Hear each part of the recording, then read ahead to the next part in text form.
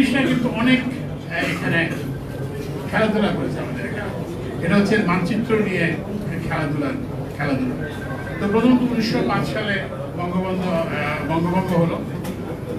এরপরে এটাকে আবার রদ করে দিল, ওই যে যেটা বলছেন যে বাবুদের চাপে রদ করে দেওয়া। তো এরপরে আবার যখন ভাঙা হলো, আবার যখন দ্বিতীয় বঙ্গভঙ্গ, যেটাকে মাহমুদা ভাই তার বইতে বলেছেন, তখন আবার একটা কৃত্রিম ইয়ে করা হলো যে পশ্চিম পাকিস্তানের সঙ্গে পূর্ববঙ্গকে জুড়ে দেওয়া হলো। তো সেই জন্য অবিসম্ভাবীভাবে ইতিহাসের পরিবর্তন, ইতিহাসের ধারায় 71 সালে আবার এই পূর্ববঙ্গ গঠিত।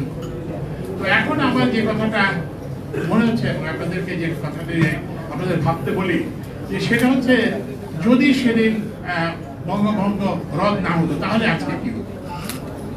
তাহলে আপনারা দেখতে পারেন আজকে আমরা যে কথাগুলো বলি, যে আজকে যখন প্রধান উপদেষ্টা বলেন যে এই যে আসামের এবং ওই যে সেভেন সিস্টার কান্ট্রিগুলোর ইয়ে হবে, কি বলে যে বাইরে যাওয়ার পথ হবে আমাদের চট্টগ্রামের সমুদ্র। কিন্তু আপনি এই যে পূর্ববঙ্গ প্রদেশের যে ধারণা, এটার সঙ্গে এটা সম্পূর্ণ কিন্তু সঙ্গতিপূর্ণ।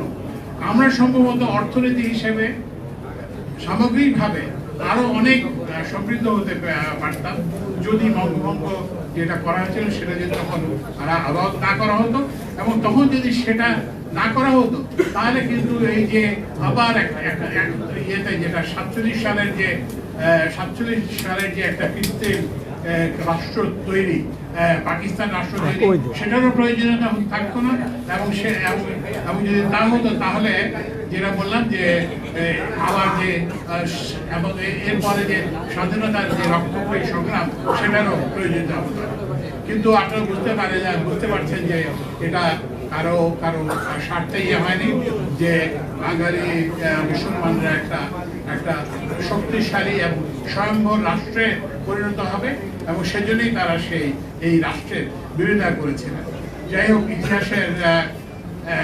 ইতিহাসের এই পথ চলা অব্যাহত আছে।